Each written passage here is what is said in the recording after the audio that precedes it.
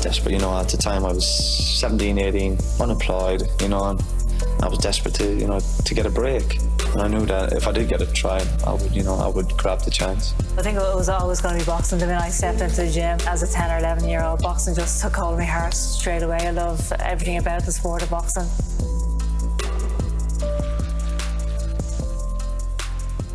Hello, I'm Marie Crowe and this is We Become Heroes, the RTÉ sport podcast that explores how elite athletes and sports people reach the top of their game and the lessons that they learned along the way.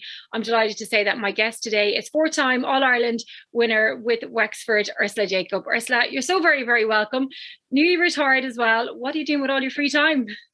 I haven't seen any of this free time just yet. It's still so fresh, but yeah, I decided to fully retire from club and county only a couple of weeks ago. So I'm looking forward to a different kind of summer and year ahead where I'll be watching from the sidelines as opposed to playing.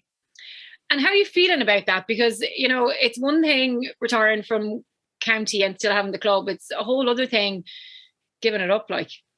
Yeah, it's going to be a huge adjustment for me, and that's the only way I kind of can describe it at the moment, because as you said, when I retired from Wexford back in 2015, which is 7 years ago, I can't believe it. I always knew I was coming back to a really strong club. I knew I was still going to be playing at a high playing level, so a retirement at Wexford wasn't so hard, whereas I suppose with Oulard, it's maybe that little bit different because it's the club, it's where you've come from, it's where you started your camogie. And I've been playing senior club camogie for 22 years, so I've never known anything different since I was 14 years of age. So look, it's going to be a massive adjustment, but it's one that I'm very satisfied with too, because I've got so much out of my career, and maybe I didn't get the fairy tale ending I was looking for, but it still doesn't take away from the massive amount of highs I've had over the years. How difficult was it though to not go out in a high, to lose that All-Ireland club final? Yeah, look at it, extremely disappointing. And I remember when the final whistle went and, the emotions, I knew deep down that was my last game, not just losing the final, but I knew that was going to be my last time playing with Oulard. And I would have kind of said it was my one chance to say it to the management and the players in the dressing room afterwards. And that was quite emotional. But I said, that was going to be the one time where us as a group who've put so much into it, I was going to be able to say my few words, and I got to see all my family after the game. And look, I was very, very emotional, but Sarsfields are an incredible team. We got one over them in December, and look, they came back with massive amount of spirit, heart. I'd admire them as a brilliant club team as well. So look, we lost to an extremely talented, brilliant team. But yeah, it was a disappointing way to finish up. And probably especially because there had been so many big events around the time as well, like one All-Ireland final that you won, and then obviously getting back on the journey again to get to another one, and then throw in a few weddings and in the middle as well, and just people going through life moments as well. So it was just like this big, long, special journey that you were on. Without a doubt, the last couple of months, kind of maybe the last 6-7 months, have just been manic for so many different reasons. Obviously, it was brilliant throughout COVID having the distraction of camogie, even when we were doing the individual sessions. And then I suppose we got on this little bit of momentum and roll come kind of September last year, where we were winning the county final and one game seemed to roll into the next.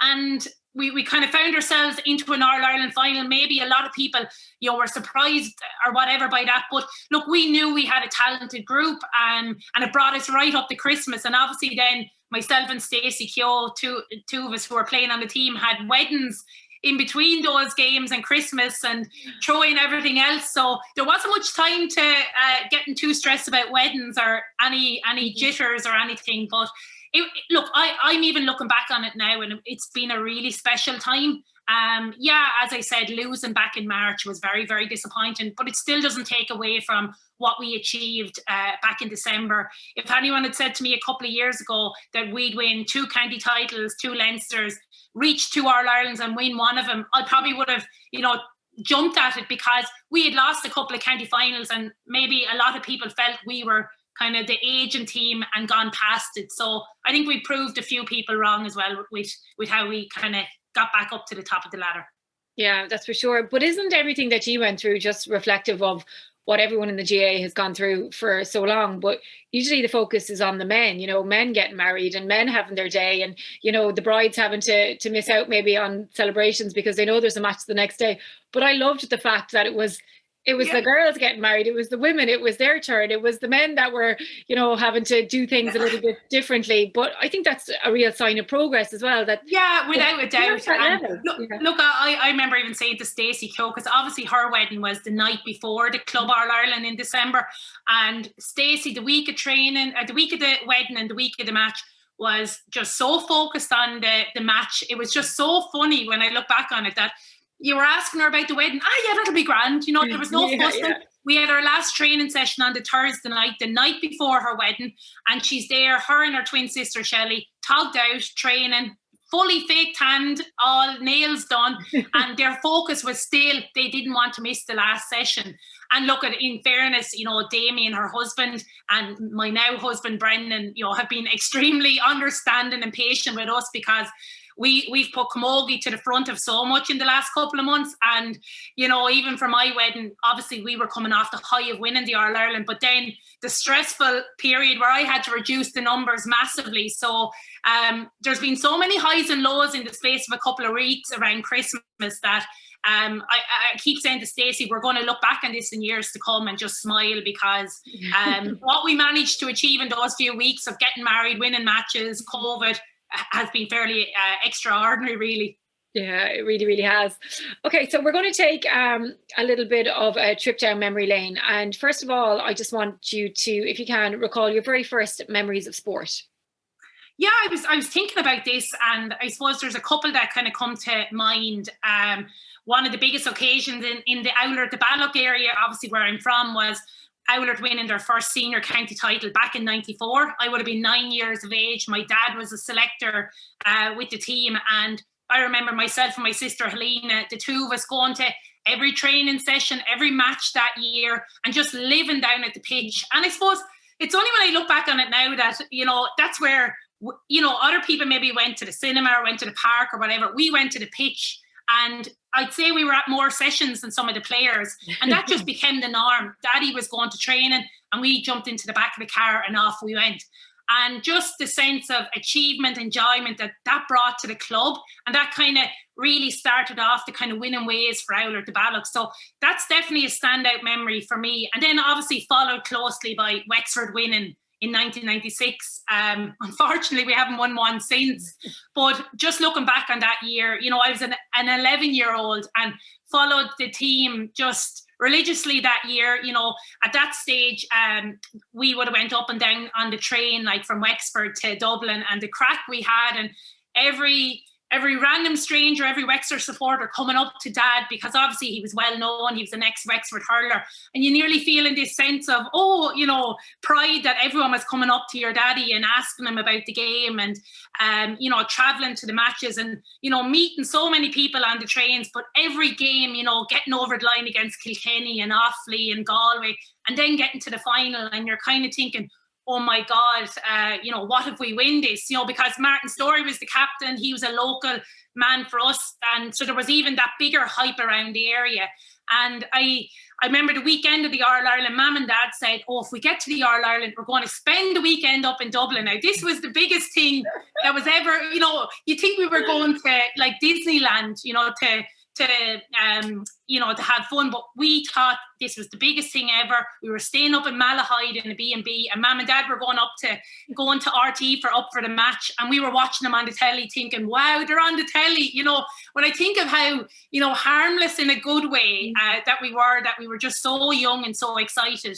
And then the game itself, we, unfortunately, all six of us, my mum and dad and my three siblings, we couldn't all sit together because obviously tickets were so scarce. So we were kind of plotted all around Croke Park, but myself and my sister Helena were sitting in the area in the Hogan stand with one of the Wexford All-Ireland winning teams, and we were sitting with the records and all of these. And I'll never forget sitting there, and they're giving us like Werder original sweets, watching the 96 All-Ireland, and how kind and nice they were to us, because they knew we were Mick Jacob's daughters. And like, when I probably didn't realise at the time that we were sitting beside literal legends of the game. But sure, we just took it that they were Wexford supporters and being nice, giving us sweets.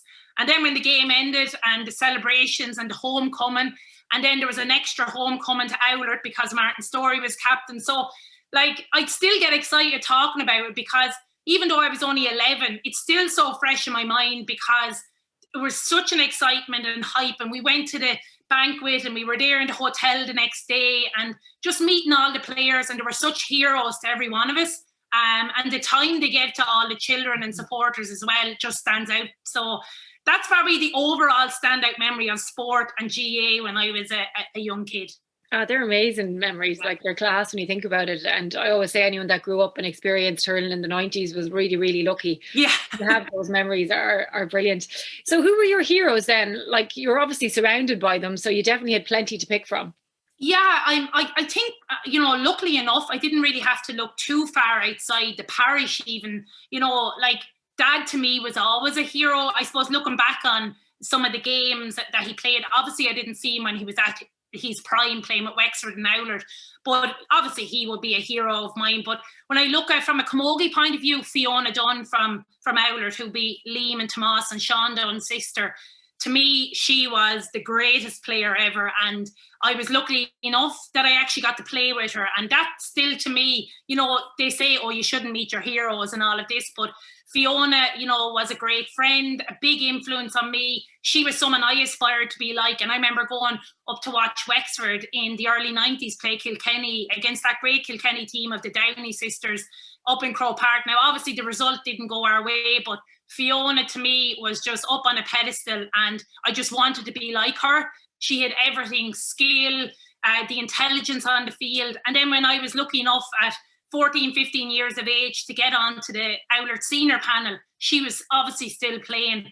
And I remember feeling so intimidated being in the panel and playing on the team with her. And now when I think back on it, and even when she texts me now up until a couple of weeks ago, you know, best of luck in the Club All Ireland, you'd still get those little kind of tingles that Fiona, even though she probably doesn't even realise it, how much of a hero she would have been to me when I was growing up. So she's so modest anyway, you know, she would never view herself in that way. But to me, she was the ultimate player for me. And if she was around playing Camogie these days, she'd be Player of the Year, All-Star winner. She had everything to me. And then just getting to play alongside her was just the pure dream.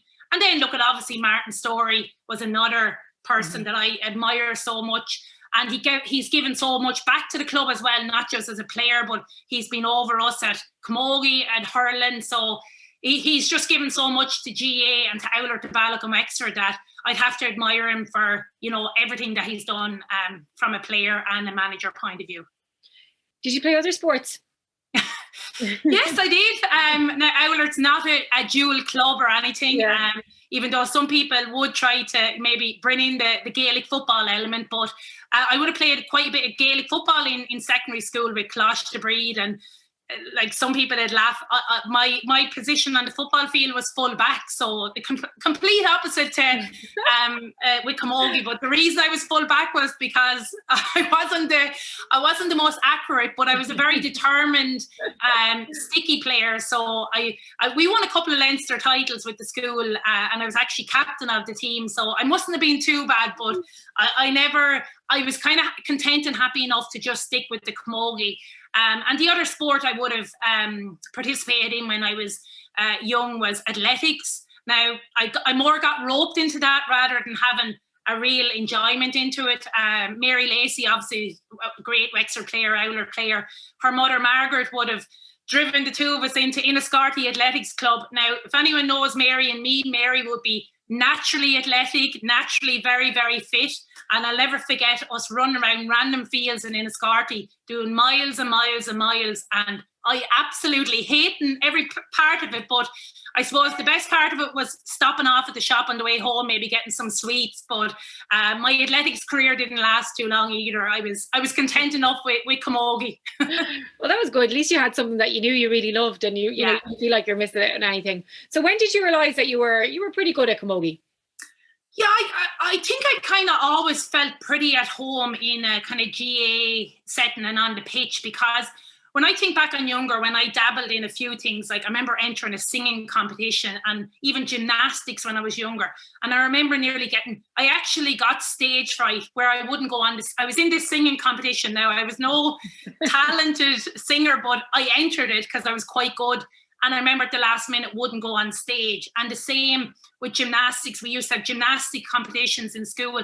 Again, when it would come to my turn, no, wouldn't go out and perform, even though it was something very basic. But when it came to the pitch, I was just very, very comfortable. And I remember being in third class in school, and we used to have a skills competition in County Wexford. So every school in Wexford entered in the skills competition. So you had to qualify from your school first, and obviously I was up against like Mary Lacey, who I've grown literally up with, and I got through it when I was in third class. So I was into the Wexford finals, and I remember winning that and kind of feeling, God, I the skills that I had to do, whether it was taking frees, roll lifts, sideline cuts, it all came quite natural.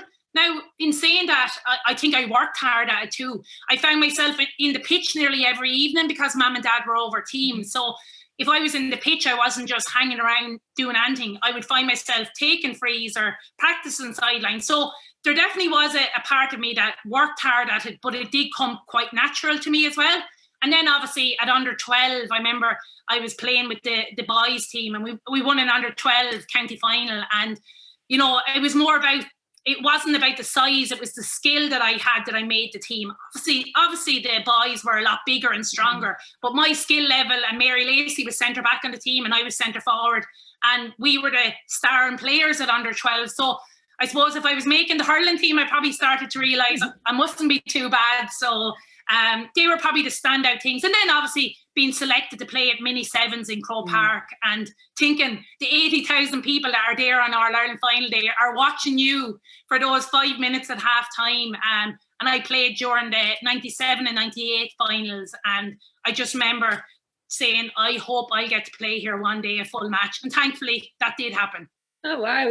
That's another great memory to have. Yeah. And having even the belief that you would get there is pretty cool as well. Yeah, well, I think that was always the ambition. And when you got out onto the pitch in Croke Park, everything seemed so big. And you're kind of saying to yourself, well, this is the pinnacle. This is where, if I want to be the best at what I want to do, I have to get to Croke Park. So, and at that stage, the only games from a Camogie point of view that were happening in Croke Park was a senior All-Ireland. So that was the aim, I suppose, from a very early age. So when you were developing as a camogie player, what did you have to work on most in your game? I think, as I said, the skills came quite natural, but when I was younger, definitely, I suppose I was the free taker. So that was one skill that's a very specialised skill. It's not just by chance that the ball goes over the bar. You do have to practice it. So that was definitely one element of my play that I felt I needed to practice in order to have that kind of consistency. But I made the big mistake when I was probably 15, 16, saying to Dad, let's go down to the pitch, because he was going to show me the proper way to take a free. And to this day, he still reckons I don't align myself up correctly taking frees. So he's still telling me at 36 years of age that your shoulder's not in line with the goalpost. And I remember having this argument with him, saying, Dad, the points or the ball is still going over the bar. Why are you still getting on to me that my shoulder's not in line? And to me, it is in line, but seemingly people, when they say they see me watching, or when they watch me take a free, they say, I kind of straighten up at the last minute. So it's my own unique way of taking free, so I'll go with it. And I suppose as things got that bit more professional with Wexford and camogie in general, it was kind of the nutritional side of things and working on the stamina side of things, because yes, my pace over the kind of 5-10 meters was very, very good, but the stamina of kind of maintain that high level over the 60 minutes was something that I had to maybe work that little bit harder on, and kind of getting, honing in on my diet and my nutrition, because I could even see 10, 12 years ago when I was playing with Wexford, things were getting to a higher level, and you couldn't afford to be in college eating crap all week and then coming home expecting everything was just going to tweak into place. So when I look back on maybe what I was eating during my college days versus now, like I wouldn't even be playing now because I just wouldn't be at that standard because you weren't getting the right food into you. But it was lack of knowledge as well, and things have progressed so much. But they were probably the few things that I had to, work that little bit harder on. At home, was it just like hurling 24/7? Yeah. Simple as I suppose, look, at mum and dad, have been the main influence in my life, but on all four of us, like mum was the local primary school teacher, so she was kind of heavily involved in the GAA in the school, and then dad was over every underage hurling team and a selector with the seniors, so you couldn't help but find yourself down at the pitch every evening. And at times I don't know how they did it, because as we got older, we were going in different directions. We were playing with county teams or school teams or college teams, but yet there was only two of them. And as Mum said, she became the greatest taxi driver at times, bringing us everywhere. But look, at it, and it is a bit kind of cheesy or cliche or whatever, but we did play All Ireland's out in the front lawn. Our next door neighbours were Mark and Keith Roster. Like Keith hurled with Wexford for many a year. And we used to have the greatest games out the front. And I think that kind of toughened myself and my sister Helene up a lot too, because it usually was just a heap of lads and then the two of us. But Helena probably did most of the donkey work, and I was kind of the goal poacher. So I don't know if that's a reflection of me as a player or just taking the handy way out. But yeah, great memories. And I never, like, some people like said, oh, did you not go on holidays when you were younger? Like, our holidays was like going to Crow Park or going to a big game and then stopping off on the way home, like getting a takeaway or getting chips or an ice cream. Like, it was really innocent stuff, but it makes me smile so much because I wouldn't change that for the world. Like, we're not happy families all the time. There was plenty of rows, but like, you'll never get those times back where you as a family are going to all these games. And then it changed obviously progressively over the year that mum and dad were going watching us play. You know, we weren't traveling with them. So yeah, look, it's a huge part of our life, and it'll always will be that too. Yeah, it's brilliant. And yeah, I love when I see people doing the same again, you know, now with their own kids, and hearing the stories and just watching the cycle go round and round, and seeing that, you know, those experiences are still there for people despite the way the world has changed so much. Yeah. So was there a moment then where you thought, right, you know, I can make it here at the top, like I belong here, you know, at the top level in my sport? Yeah, probably it was at club level again when I started out playing with Oulart seniors, and I kind of was holding my own in the Wexford County Championship, Club Championship. And, you know, even at an early age, I was one of maybe the leading players on the club team. And you would grow in confidence from that then as well, you know, and I was the free taker and I was, you know, scoring quite a bit. And then that led on to, like, secondary school was a big influence on my career. And, you know, Closh the Breeding in Escarty was where the bulk of the Wexford kind of great camogie teams and Oulart players went to school. And we were very, very lucky to achieve a lot at both junior and senior level.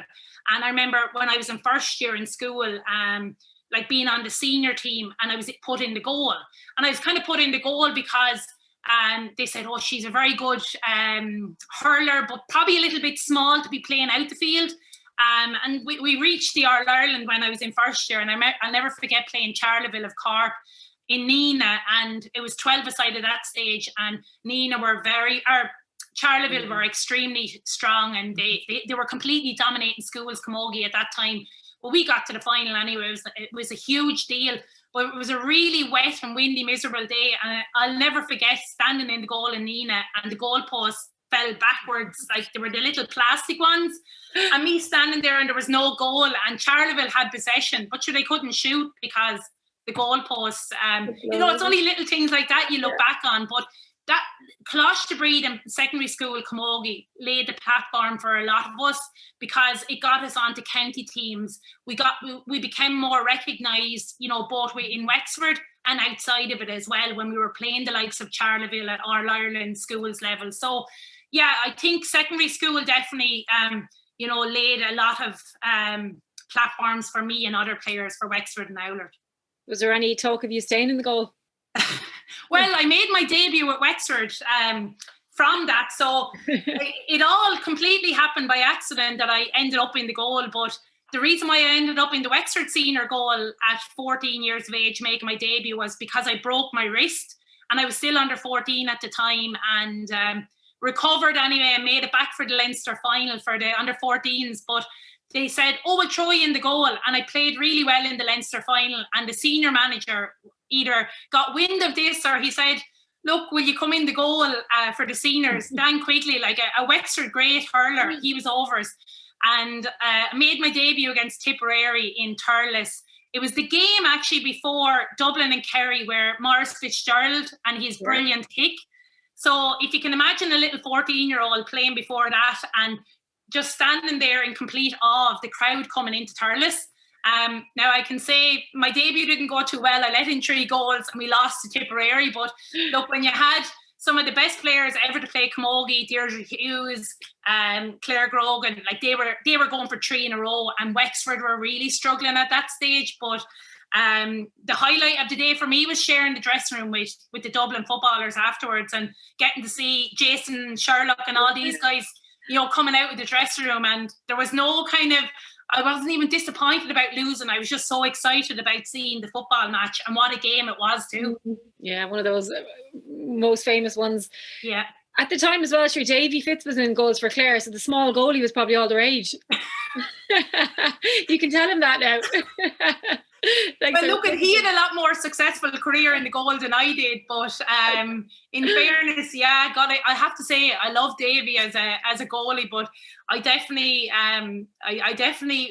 remember saying after that, I want to be up the field in the forward line. I said I don't want to be in the goal anymore, because, as I said, I was completely thrown in there by accident. And me being at 14 years of age, if a senior county manager is asking you to come in, you're not going to say no.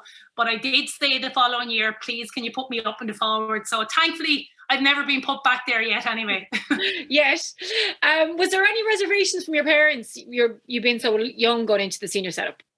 No, I don't think so. Like, when I think back on it now, it seems completely mad that a 14-year-old, I suppose there was no age restrictions back then. Now you have to be 16, I think, or older to play senior.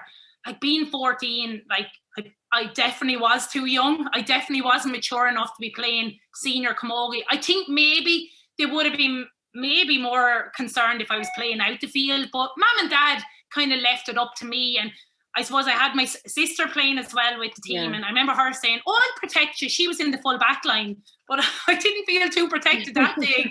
There was so much coming in on me. But yeah, Mum and Dad, I think, kind of knew that the talent, and I kind of had the ability, and maybe they just kind of said they'd leave it up to me. I don't remember having any conversation where they were saying, no, you can't play. I suppose they were just probably happy that I was playing at a high level, and had seen what I did with the schools and at under 14. So they never really said no, I couldn't play anyway. I think they were just happy enough that I was loving it and wanted to be there. I think a few years before that, we'll say before you had made your debut, Veronica Curtin had won All Ireland with Galway at 15. Yeah. So that was, not that it was the norm, but it wasn't, I suppose, absolutely crazy then for young girls to be going in, because you'd done that.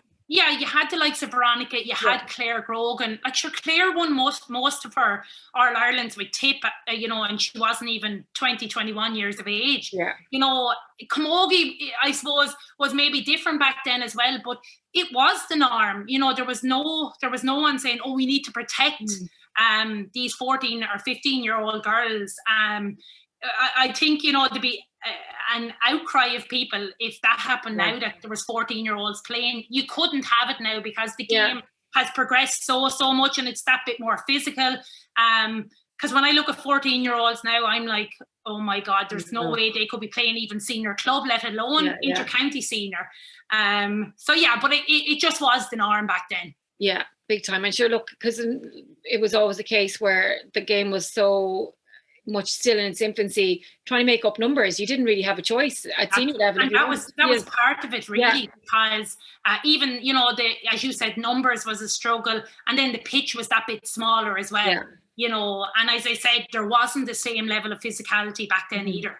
Yeah. So when you look at your career then, what was the biggest setback that you had to overcome? Luckily, I haven't had any major injury setbacks. Some people have really had that over the years. Thankfully, I've been very, very lucky. Other than the worst injury I probably had was a broken thumb a few years ago. But look, got through that and it didn't cause me major, setbacks or whatever. Probably back in 2010 when JJ Doyle and the new management team at Wexford took over the team. I suppose we had a couple of disappointing years between 2007 and 2010 where we were underperforming, we weren't achieving our potential. And I remember JJ and his management team coming in and kind of completely changing things in terms of the standards they expected, the professionalism, getting in Jerry McQuaid, our fitness coach. And I remember I was in college at that stage and myself and a couple of girls, Katrina Park, were down in WIT playing Ashburn Camogie and we won Ashburn. So I was missing the early kind of pre-season trainings with Wexford. And we came back in then maybe around March after winning the Ashburn. And we were still in the league at that stage. And I suppose early on, you're kind of getting, JJ and his team are getting used to us and we're getting used to them. And I remember a couple of games went by and, I wasn't started and Katrina was, and I was kind of wondering, God, I had put in some very good performances with WIT. Then it came to the league semi-final, wasn't started. And I was kind of like, God, I felt I was doing good in training. I was kind of feeling a little bit disillusioned or whatever. And then it came to the league final anyway. We qualified to play Kilkenny in the league final. And the team was announced as normal on the Wednesday night before the weekend. And the team was named anyway. And again, I was a sub. And I was kind of, God almighty, I said, I'm not going to keep giving out here. I'm going to kind of maybe ask the question, what am I doing or what do I need to do to get back, to get on the team? I felt I was coming in off a confident performance in the Ashburn Cup, all of that. And I was training well. And I remember, JJ saying to me, and he'd be very direct and very blunt. And look, me and JJ get on great. There's no animosity there. But I remember him saying to me, he just didn't view me in the top 8 forwards in Wexford. And I'd say my jaw went so low. I was like, I wasn't even considered in the top 6. I wasn't even in the top 8. And I remember kind of saying, God, I was 24, 25 years of age at that stage. I should have been in my peak, my prime of Camogie. And I remember kind of going away from that training session, driving back to Waterford that night and arriving back in Waterford so upset and so disillusioned by all of this and thinking, I'm not going to get my place back on this team. It was the biggest deal to me ever that I wasn't going to be on the team. I was going to be a sub and he just didn't view me. I was going to have 8 players playing worse than me in the forwards before I was going to get my starting place. So I remember ringing my mum and I said, that's it. I was going to be all dramatic. I'm quitting. I'm giving up. I'm not playing. He's just not going to have me in his plans. And I remember my brother, Michael, I was on the phone as well with me and I was so upset. And he said, no, stick at it. You will get your chance. You'll get your point to prove. You'll be able to. And I think sometimes maybe that's a characteristic in me. Maybe when my back's against the wall or I have a point to prove, I really kind of rise to the occasion. And the league final came anyway and we were playing Kilkenny and we were 2 points down, about 5 minutes to go, and or we were 1 point down, sorry, with 5 minutes to go, and JJ calls me to say, come on, you're coming in. And I'm like so pissed off and so annoyed and whatever, but I said, look, put that aside, we've a game here to win. Came in anyway, full forward. A ball came in after 30 seconds and I put the ball over the bar. And I remember the ref, for some reason, there was 4 or 5 minutes of injury time. So it felt like I was on the field a lot longer. And a ball came in a couple of minutes later. And lo and behold, didn't I get the winner? Well, I'll never forget, obviously we won the league final. JJ and me and everyone embraced and hugged. Started every championship game afterwards. It was the first All-Ireland of the 3 in a row. And I ended up being top scorer of the championship that year.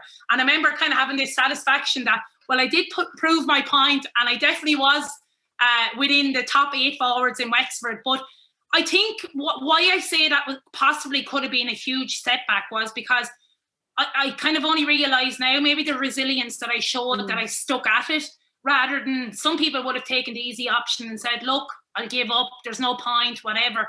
But I kind of, there was a stubbornness in me too, even though I probably had to be slightly coaxed a bit by my family saying, come on, there's more in you. You'll prove your point. You'll get your chance. But it was hard to be told that you weren't within the top 8 players in your own county, let alone in Ireland or Leinster or whatever. So, look, JJ was a fantastic manager, you know, and I was able to look back on that in a positive way too. And, you know, we went on to have huge success with JJ. Maybe he viewed it as a way to get more out of me. I don't know, but that would be probably one of the kind of setbacks, but then turned into a really positive thing too. Yeah, absolutely. So who had the biggest impact on your career then? Look, without a doubt, the easy thing here for me is my parents and family as a whole. Look, mum and dad instilled so much kind of characteristics, positive characteristics into all 4 of us. And me being the youngest of 4, my 2 older brothers and my older sister, Helena, were able to, you know, really kind of guide and support me too. And maybe they had that kind of protective nature in them as well, me being the youngest. But obviously, mum and dad played a huge part in us. As I said, when we were younger, we wouldn't have been able to get to any of these trainings or matches without them. But, you know, always being there for us no matter what. Maybe having to tell us some home truths when we needed to hear it too, but always kind of finding the positive as well. And that's the thing I kind of think with Dad especially. Daddy loves talking about a game afterwards, win or lose.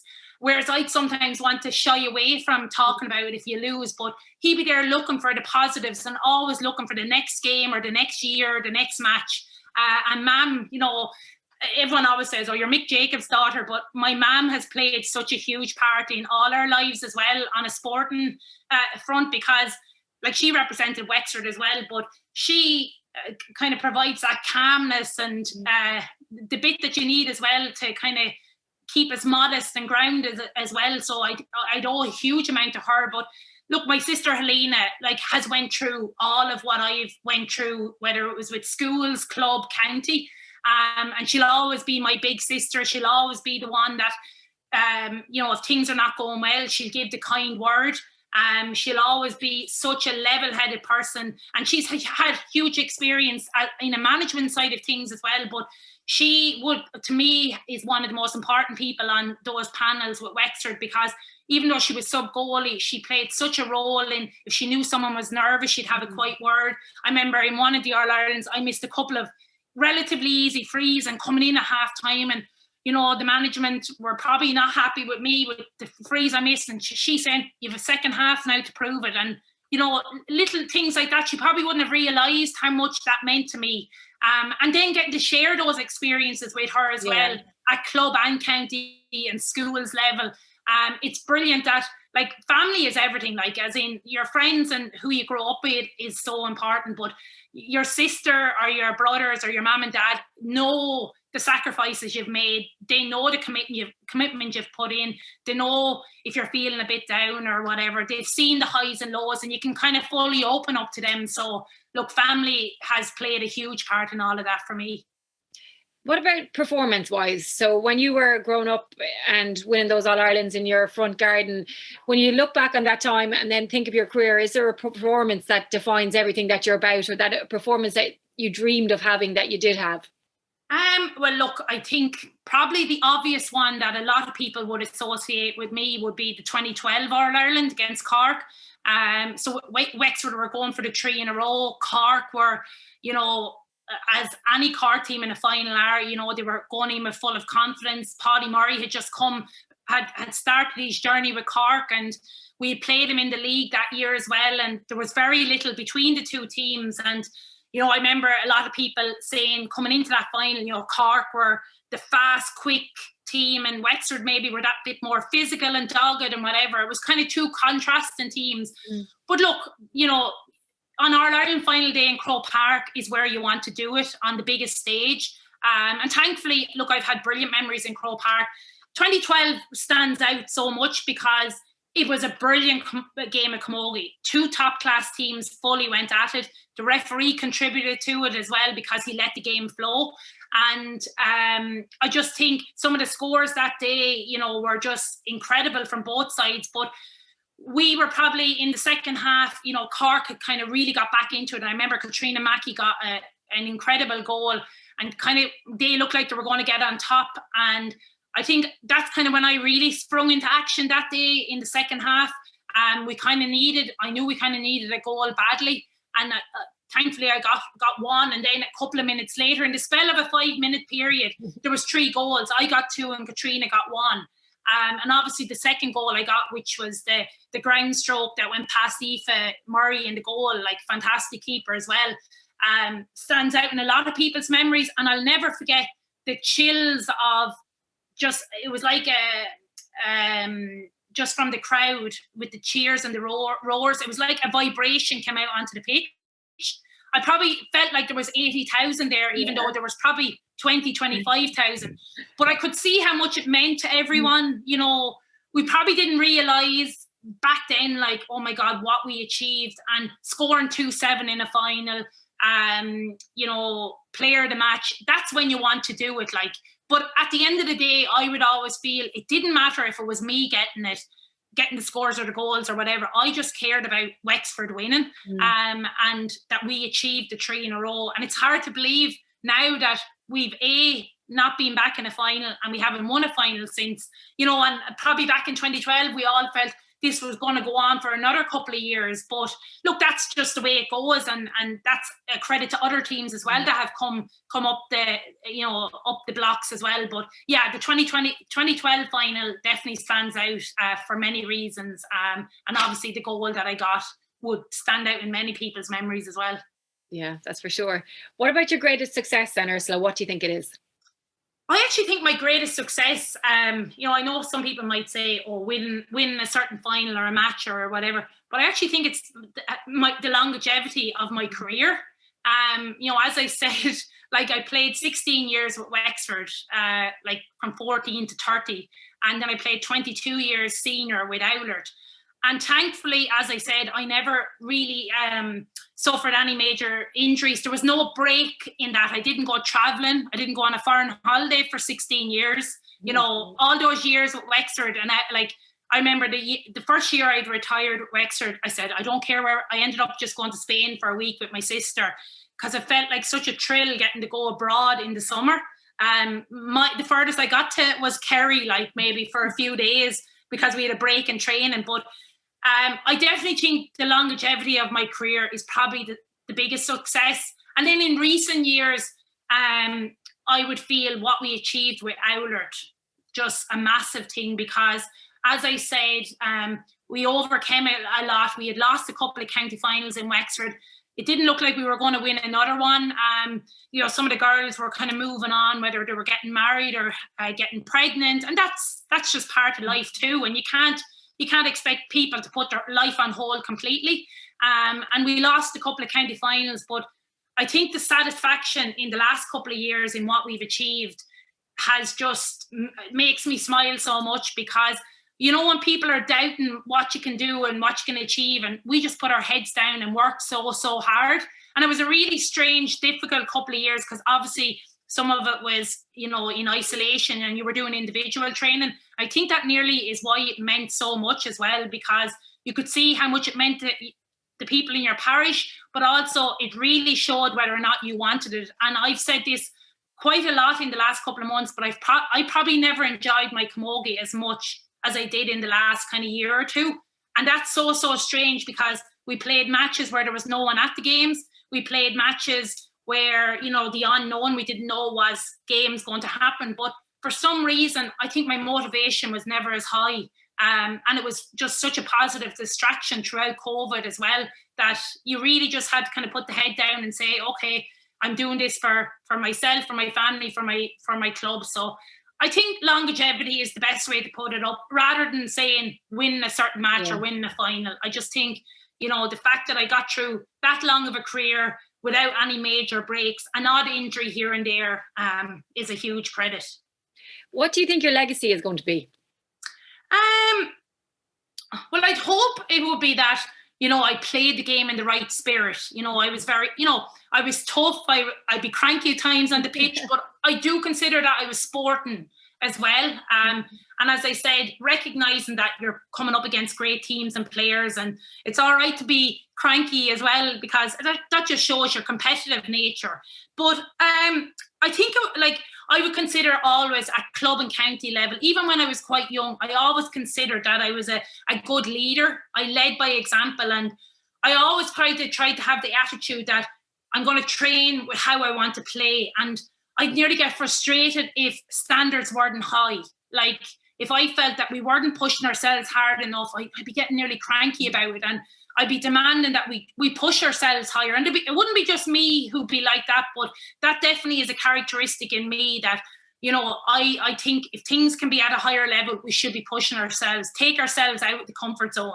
And I suppose bringing a lot of joy to people in Oulart and Wexford as well is what I'd hope that, you know, when they mention my name, Ursula Jacob, and they say, oh yeah, she was a really skillful player, you know, she had some fine performances, but that I was an extremely good team player as well. You know, I never felt it was about me, Ursula Jacob. As I said, it was most important that whether it was Wexford winning or Oulart winning, that was team will always come first. It's not about me, but I hope that I played a key part in the successes of Wexford and Oulart too. And if I ever felt that I wasn't kind of leading by example or having a quiet word with a younger player, because I know what it's like when you come into a setup when you're a younger player, you need to kind of, you know, guide them along as well. So I think there are some of the kind of characteristics, I hope anyway, that people will associate with me. What's next for you now that you have retired? Well, what's next? Well, I suppose currently at the moment it'll be the punditry for both hurling and camogie. That's something that I've really, really enjoyed. It's been a bit of a balancing act in the last couple of years, because obviously when you're still trying to play yourself, it's like you're constantly either watching a match, playing a match, or talking about a match. So at least one of those elements is taken out of the equation. But look, I've really enjoyed the challenge of doing the punditry. Like it's tough work. There's a lot of work behind the scenes, as you know. It's not just a matter of turning up to a game and talking about it. There's a lot of preparation. And, you know, as I said, it's a huge challenge. And so I kind of said, I just want to do a good job. And when I'm talking about hurling matches, it should be the same as talking about a camogie game. You know, some people say, oh, token females or whatever. I don't consider myself that. I think you and me can have a conversation about hurling just as much as Davy Fitz can talk about camogie or Liam Sheedy or whoever. And I think the sooner we kind of, you know, eliminate that kind of conversation, the better. But other than that, I suppose definitely the kind of coaching element and getting involved in management is not in my immediate plans, but it definitely is something that I would possibly consider in the future. You know, I have experience of, I was involved with WIT at Ashburn management level, and we achieved success there, but I don't want to jump straight into coaching just yet, because I feel I need to kind of step away from that side of things at the moment, kind of refresh myself and just take a break and nearly just kind of take a breather from it and enjoy watching the girls play, whether it's with Oulart or with Wexford now. And as I said to them after the Club All-Ireland, I'll be their biggest supporter. There's not an ounce of bitterness or anything in me. All I wish for them is more success. Yeah. And I think that's the biggest thing that I can look back on, that I left on my own terms, and I'm looking forward to the next chapter now, really. Well, I'm going to have you on the league final now next weekend as well, which will be a lot of fun, and hopefully we'll get a good game. I think we will. Look at Galway and Cork, you know, it's a repeat of last year's All-Ireland final, and what a classic game that was. It had everything. It had physicality, skill, speed, stamina. Two top-class teams, very conditioned but well able to hurl.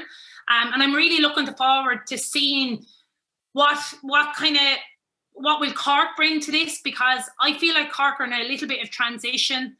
They've lost some big names, some big players even from last year. And if Davy Fitz on board, that's always an interesting element. And like, I can't believe Cork haven't won a league title since 2013.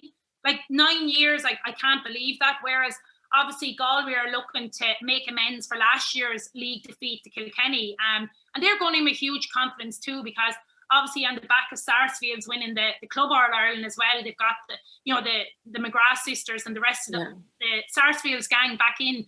I think it's going to be a really close game. I think both teams, as I said, are excellent hurlers, a lot of skillful players. For me, I do think Galway tip the balance in this because I think they're that bit more experience. I think the momentum is probably going with them.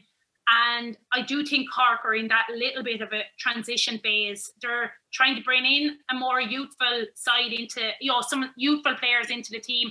Like they haven't got Hannah Looney, Orla Cronin's not there, Linda Collins. Like that's three big players that Cork are losing. Whereas, Galway probably have gained a couple of new players throughout the league that have impressed, like Anya Keane. And as I said, Sarsfield players will be back in the fore as well. So look, I'm really looking forward to it. I hope it's a free-flowing game. It's not just a free-taking competition between the two teams. But Croke Park will add to that as well because the big space suits both teams. And I hope there's a big crowd there as well because they deserve it. And it's brilliant that it's been covered on TV as well.